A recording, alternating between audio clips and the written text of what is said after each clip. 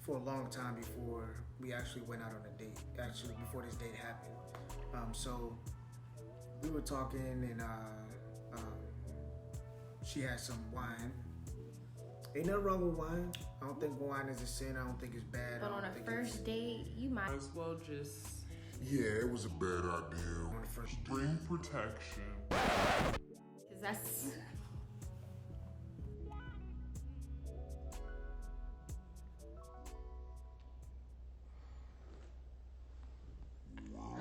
I'm just trying to say, because it's not smart. It is not wise. It's not. So it opened doors that we Spiritual didn't know. doors. Okay. So Wait. No, I'm not mad. I'm not mad. Your helpmate. I'm not mad. And I just I'm want to be your grateful. helpmate. I'm grateful. But Y'all noticed this on the last video. I know y'all did.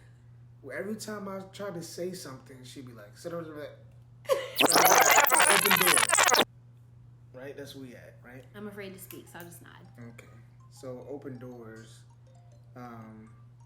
so I opened some doors that we did not expect to open. Like we knew that like having sex before marriage was bad. Yeah, we knew that, but we didn't know that it was going to turn into what it turned into. It will wreck everything. But I don't want y'all to think that it was all bad. Like our relationship wasn't all bad. Clearly.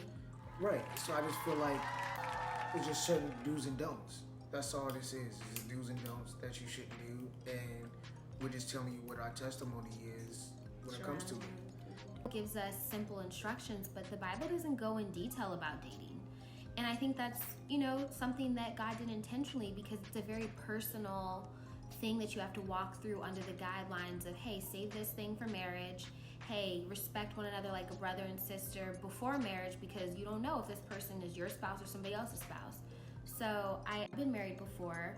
Clearly I was not a virgin when I started talking to Kenny. And also Kenny's 34 years old and clearly not a virgin. And he's lived with girlfriends before in the past. So we were just really, really trying hard to honor the word. And that's it. We thought that, all we could do was try our best. Self-destruct sequence So activated. My past relationships crept in. I think a lot of my insecurities from past relationships crept in. I think a lot of and I think a lot of fellas relate to this. We kind of get this thing in our minds that every woman's the same, just like women do. Think every guy's the same. All guys are dogs. We kind of get that same mentality too, especially if we've been burned. We kind of get like this. We just wait for it. It's like we'll just wait for it to happen.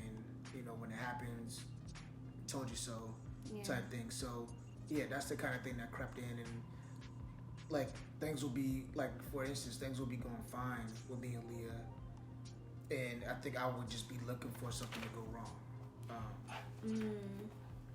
And the thing is, the enemy is so clever on how he pulls two people's weaknesses to work against one another, because he is the author of confusion and destruction and discord.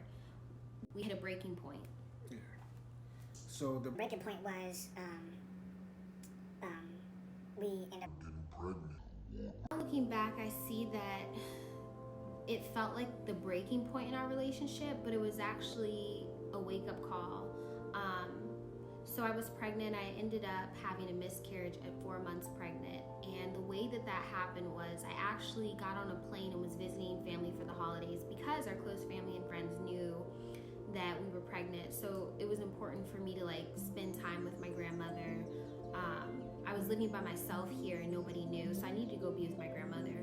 And if you have a Black or African grandmother, your boyfriend's not coming with you. So Kenny was not traveling with me. He was not about to spend the night. We were not married. It didn't matter that I was, holding his child. So I flew to New York by myself. That's where I had the miscarriage, and it was really, really tough.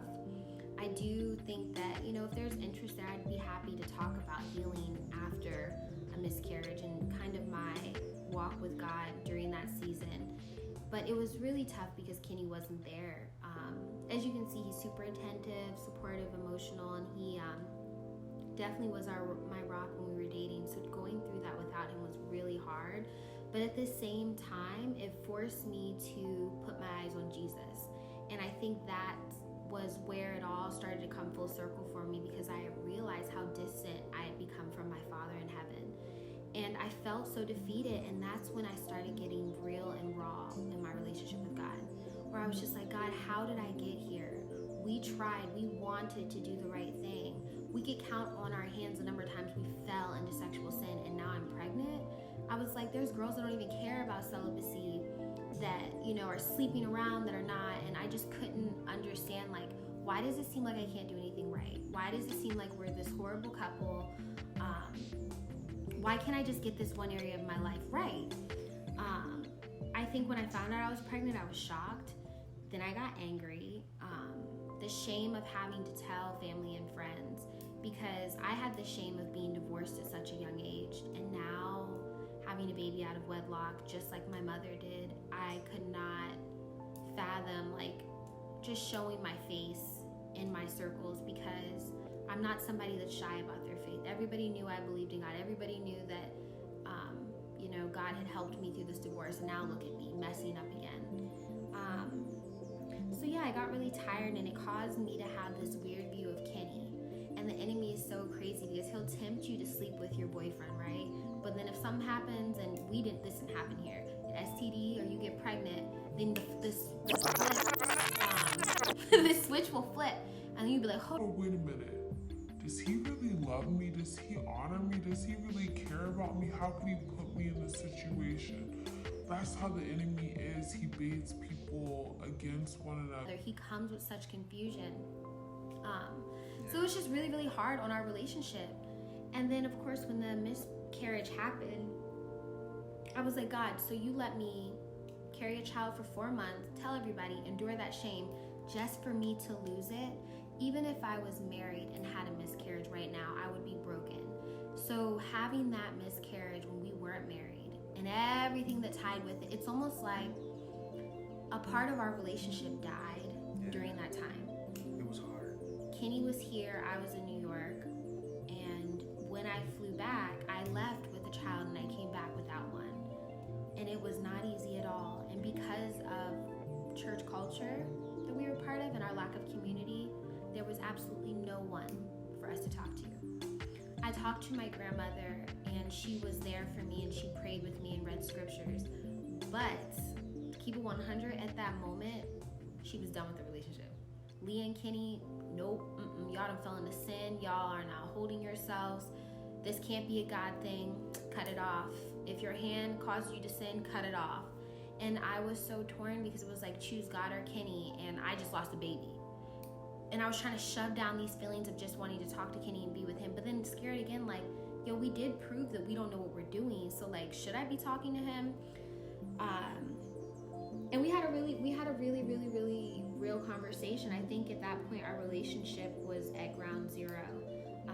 We felt like bad Christians, a toxic couple, and broken individuals. And when I came back home, my grandmother's advice was that we break up. And I don't really know what advice you were getting from people, but it was the same thing. A lot of people were telling me, y'all need to take a break. It wasn't that we should break up, but it was just like, y'all need to give each other time to heal. You guys have been through a lot. And they were right, we had been, but there was a very strong soul tie there that was intertwined by our sexual activity. So you telling us to not be together was almost like you telling me to allow a part of myself die, because that's how much sex bonds you when you're not married. And it maybe would have been easier if we were younger and we weren't allowed to actually see each other. But again, I was like 20 something, Kenny was 30. So everybody's telling us what we should and shouldn't do, but then when I flew back into town, who's picking me up? Like, you know what I mean? Like, we didn't have community or accountability or people to kind of walk through that healing process, so we leaned on one another. And I think during that time, we like sucked one another dry. Yeah, we did, because we were hurting. Like, we just lost a baby. Like, and that baby would have been today's Mother's Day. So our baby, we name and everything, his name was Judah, and he would have been 2 years old today. Yep, 2 years old. And I just feel like it was tough. I think that's probably one of the hardest things I've ever had to go through. And not just because of the loss, but like I think in that time, my mindset was, I needed her, and I didn't have her, and I felt like she needed me, and she didn't have me. So, like all those thoughts were running through my mind, and we were messaging each other back and forth. You okay? Are you okay? It was just a lot. It was a lot. And then when she came home, one thing I would say about my wife, she's very strong. And when she came home,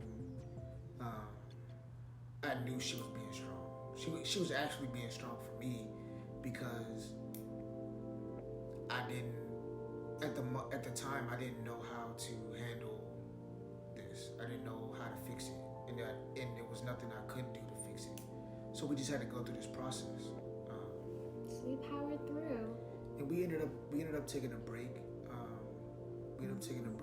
And I think even before that, we tried to continue our relationship, but the issue became, we realized that us not having these boundaries sexually is what ended up with us having a child and having a miscarriage.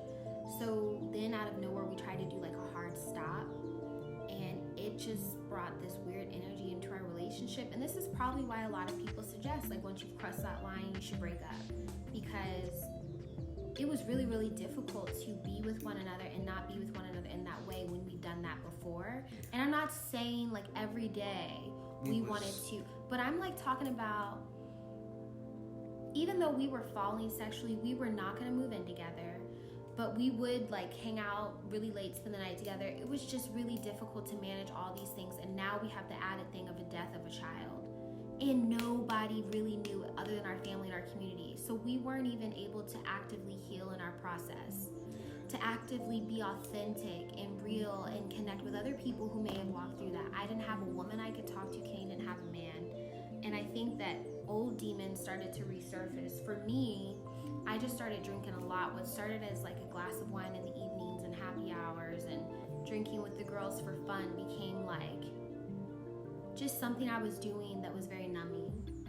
Yeah, for me, I started smoking weed. My relationship with God was kind of like dwindling, and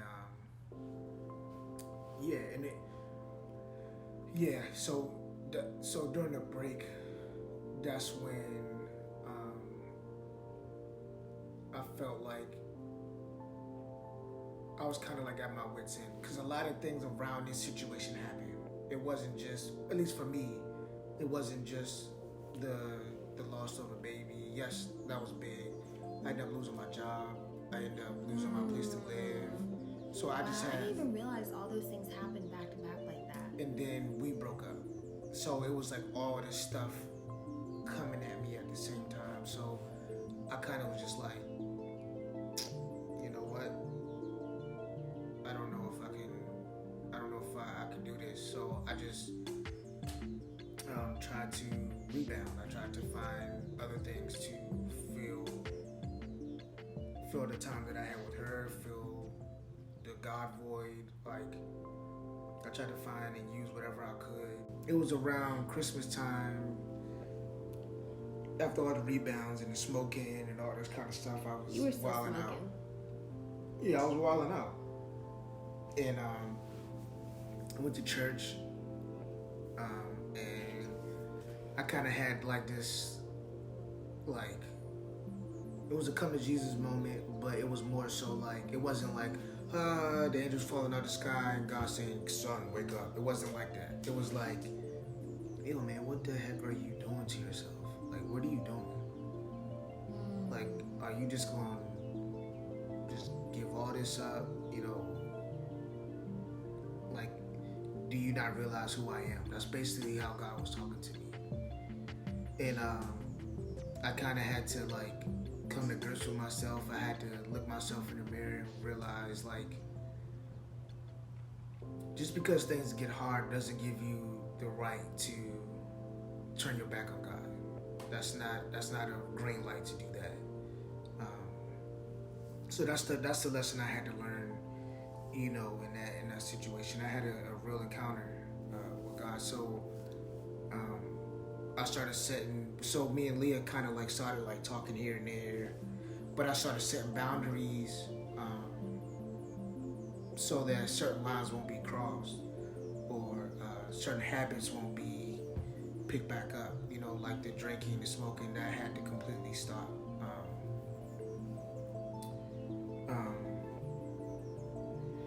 So it was a few things that I had to do. Wait, I thought you didn't know where you were in the timeline.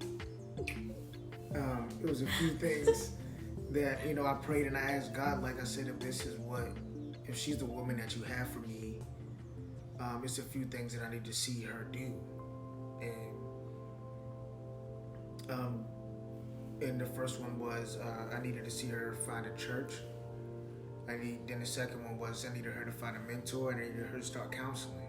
And she didn't know. She didn't really even know about this. That I even said this prayer to God until after I proposed.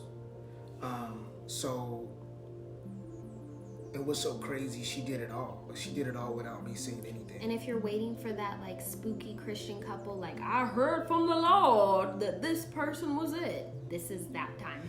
Yes, that's what this is. That's what that was for me. It was like God was like, she's it. And she's doing what you prayed, and you didn't have to tell her. You didn't have to even mention it to her. She did it. So it just kind of opened my eyes and let me see what kind of woman, you know, God was giving me. It helped me see, you know, that she's willing to put in work, that she's willing to not just work on herself, but work on us, like as a couple. You know, it just showed me a lot. Like when we have children, and that I hear the Lord. Yes. So during that time that we were going through it, we actually ended up breaking up for 6 months, and that was just because our relationship could not stand the death of a child, the shame, the guilt, the confusion, and we were trying so hard to make it. There was nothing left. And I really, really loved Kenny, and I really couldn't understand like how something so good turned so bad so quick, because all of this happened in a span of like a year and a half. a year and a half. Yeah. Yes. And a lot of this happened to us too because of our backgrounds, where we come from, and I think it was something that we would have had to go through. Dating, even if it hadn't been that we had sex before marriage, there were so many toxic traits and habits that we had as individuals that just like combusted when we were together. But yeah, I don't want to make a long story. I don't want to make a short story too long, but during that time of being broken up, at first I was trying to cope by rebounding, but I wasn't pursuing men. I will never do that. That's not who I am. That's never who I have been. But I was entertaining people that I definitely would not marry, and that is where I will take that L. On top of that, I was just clubbing and drinking because I kept wanting to fill my life with a good time. Like I was still mourning the loss of what happened physically to me too as a woman. And I was trying to reclaim my womanhood, my power, because a miscarriage is a very powerless situation. So if we're going to the psychological side, that's what that was. I was just trying to find my strength and my voice, not in Christ, but in the world. The world tells you to cope in certain ways, and the Bible tells you to cope in certain ways by running to your refuge, and I ran away from my refuge in that season. I got really, really tired. And I don't mean just like a physical tired, but like a spiritual tired and emotional tired, where I was just like, you know what, I can't keep doing this. And I just remember telling God, like, I want to come back, I just don't know how, because of everything that had happened. And like I wanted to come back, I just didn't know how. I didn't have the right direction. And I remember somebody that I met in a club invited me to their church. And I went to the church, and the pastor was a woman, and a black woman at that. She was very kind, friendly, and I met a couple nice people, and that started to plant the seed of like who I really was, despite who I was being when I was hurt. Also who I was outside of my relationship with Kenny, and why I did certain things in my relationship with Kenny. And then in all of that, I believe that I was able to put God back on the throne of my heart, not my failures, not this relationship, not my fears. And in doing so, I just told God, like, I'm not okay, and I want to be better. And at that time, counseling wasn't something I was knowledgeable about or even really interested in. But, you know, I got saved when I was a teenager, and my foundation with Christ was just reading the Word. So He's always been there. He never left. Even though I felt like I wasn't worthy, God's never left me. And I think I finally tuned into that, and I started listening to His voice, and I stopped doing certain things so that I could better and clearly hear Him. I stopped going out. I started trying to go to church even though I didn't feel like I belonged there or that I could even hear Him at the service. And slowly but surely, you know, it's like I got back into a relationship with Christ. He was just speaking to me and showing me, you know, where the areas that I lacked in and what I needed. And that led me to feel like, I remember waking up one day when I was like, you know what, I need a mentor. I need someone that can help guide me through, you know, this womanhood, because there's a shift when you go from a girl to a woman. And I was just struggling in that. I've never had a relationship with my mother. And then looking back on my divorce and then this miscarriage and then how like my life wasn't matching up with my faith, I was like, I'm gonna need to get some counseling. So I started doing some counseling, and then realizing that a lot of the fallen choices that I made with Kenny when we were dating was because I didn't have community. I joined a church. And these are all things I feel like the Holy Spirit dropped in my spirit. I had no idea that Kenny prayed that prayer to see those things. And because from day one we've always been friends, we ended up talking, and I remember just telling him, he was like, hey, how are you doing? And I think once you have a child with somebody, whether that child is living or has passed on, you're always connected. So when Kenny would contact me, like 6 months after this happened, and he asked me how I was doing, I was responding back, and I was letting him know, hey, I just joined this church, and you know, I just started counseling, and I just thanked him for like forgiving me and for his grace in our relationship. And when things were hard, I started owning up to like my responsibility for some of the stuff, and like the connection grew, and our friendship continued to grow, and we were at a respectable distance for a while. Sorry, it's getting hot in here. Not like hot like that, but like it's physically hot. I think somebody turned the heat on. Is the heat on? Is the stove on? Is the oven on? Okay. So we ended up reconnecting. So in all of this, I'm not gonna lie to you, there's some people that you break up with, and once you get out of the relationship, you're like, oh my God, how the hell? But then there's sometimes like someone that you break up with and you're like, man, like I wish it could have been this way or that way. So you know what? Your girl believed in the power of prayer.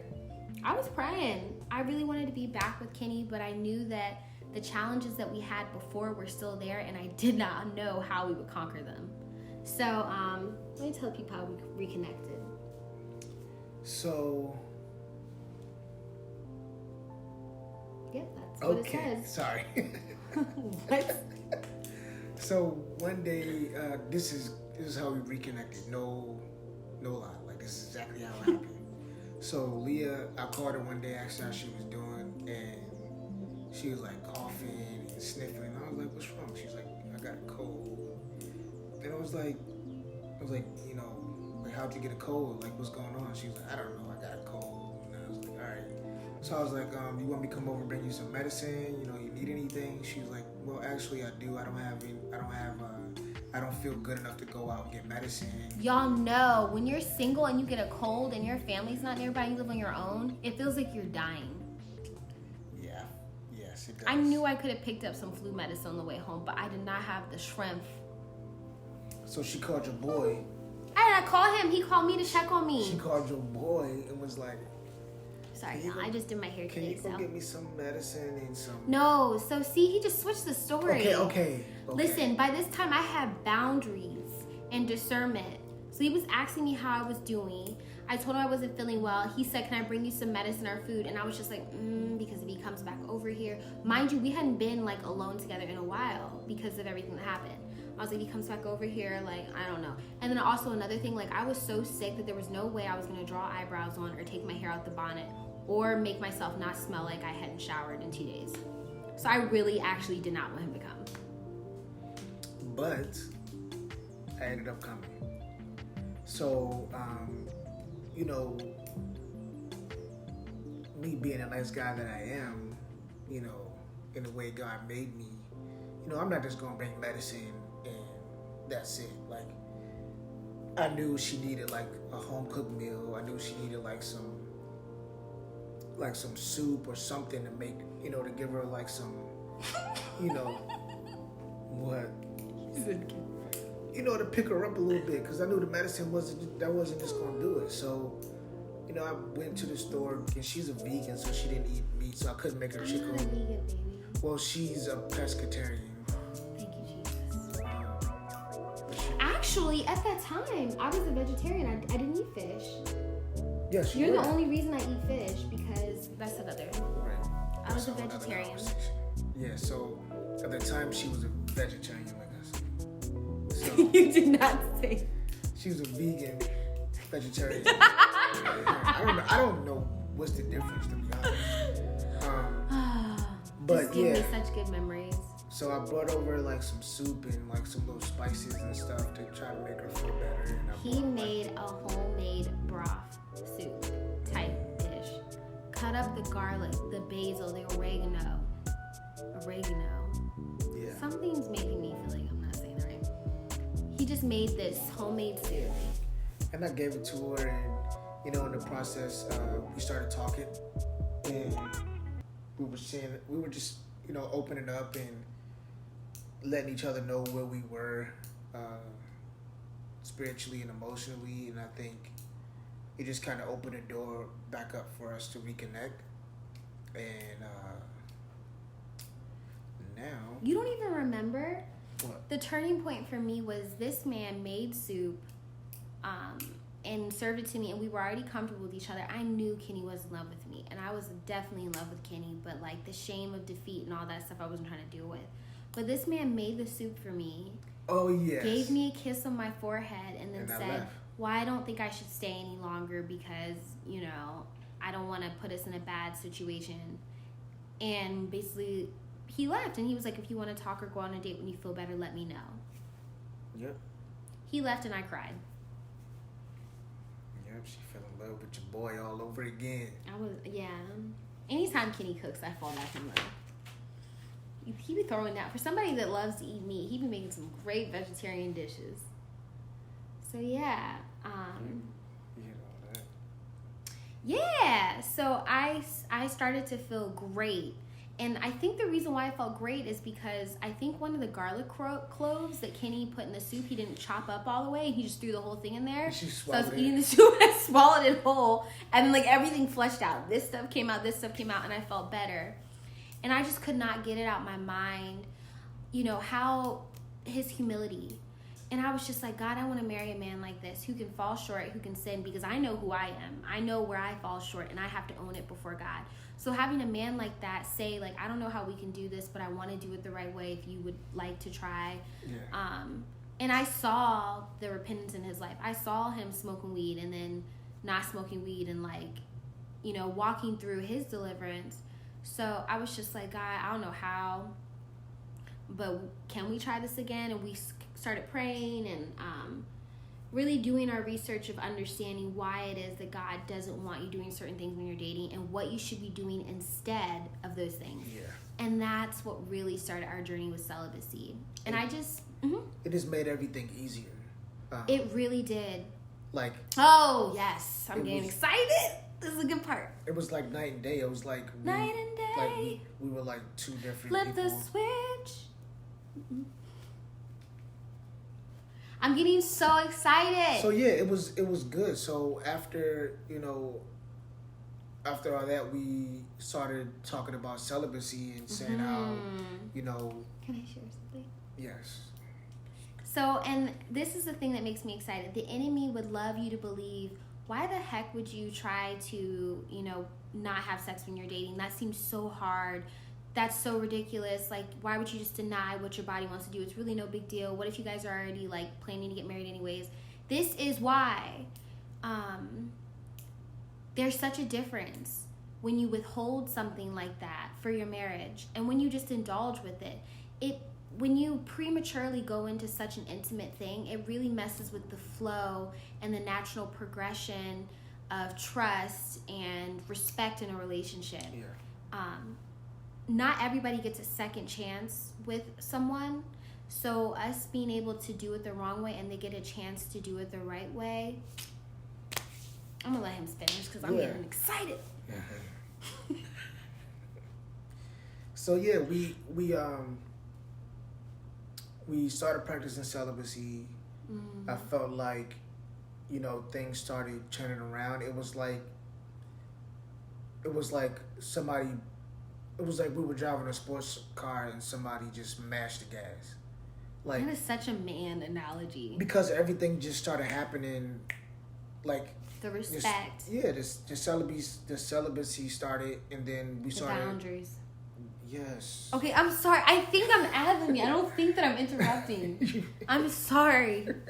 I'm really sorry. I said ad-libbing. The celibacy started, and then we started.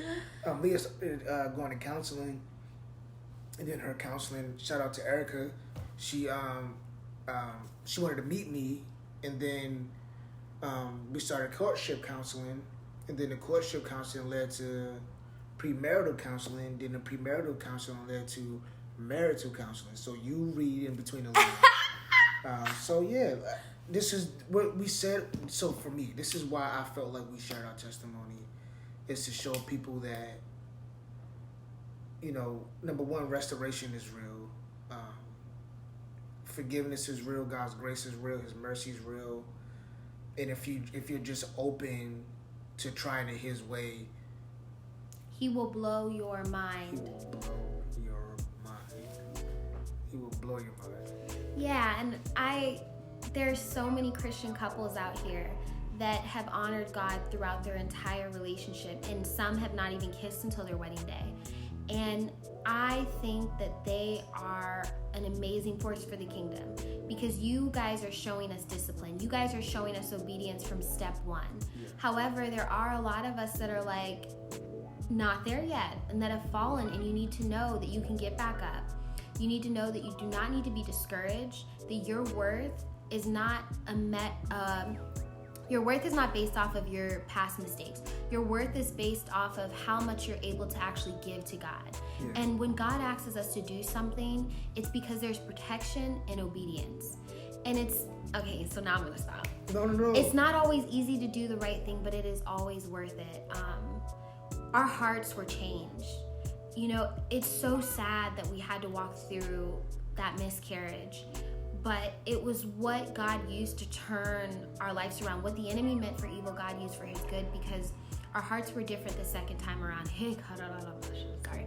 So, and even like the type of people that God brought around us, I feel like it's our prayers changed. We prayed as a couple. We prayed about our relationship. We started walking around being our authentic selves. Like, we'd walk into spaces and be like, we're dating and we struggle with sex before our marriage and all other kind of things. Who can we talk to? Who can help us? How can we be real about this? And people were like, whoa. Nobody wanted to hear it. Everybody just wanted us to shut up and go get married.